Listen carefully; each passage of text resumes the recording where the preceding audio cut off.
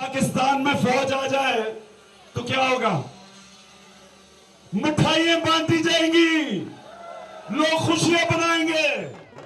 पाकिस्तान में फौज आ जाए तो लोग मिठाइयां बांटेंगे, खुशियां मनाएंगे। कप्तान के इस बयान ने पानामा लीक्स के बाद मुत्तहिद होने वाली अपोजिशन में दरारें डाल दी। एएनपी तो इस कदर बरहम हुई कि उसने बयान को नाकाबिले कबूल करार देते हुए तहरीक इंसाफ से वजाहत मांगने का फैसला कर लिया। पीपल्स पार्टी के रहनुमा ताज हैदर कहते हैं कि तहरीक इंसाफ को इमरान खान की जगह मुतबादिल रहनुमा तलाश करना चाहिए। He is a great embarrassment to his party, क्योंकि मेरे ख्याल से उनकी पार्टी को सोचना चाहिए कि शायद कोई और बेहतर मुतबादिल अगर उनका मिल सके। पानामा पेपर्स के मामले पर मुशावरत के लिए कल इस्लामाबाद में होने वाले हिज़्ब इख्तिलाफ की जमातों के इजलास में भी कप्तान के बयान की गूंज सुनी जाने का इम्कान है।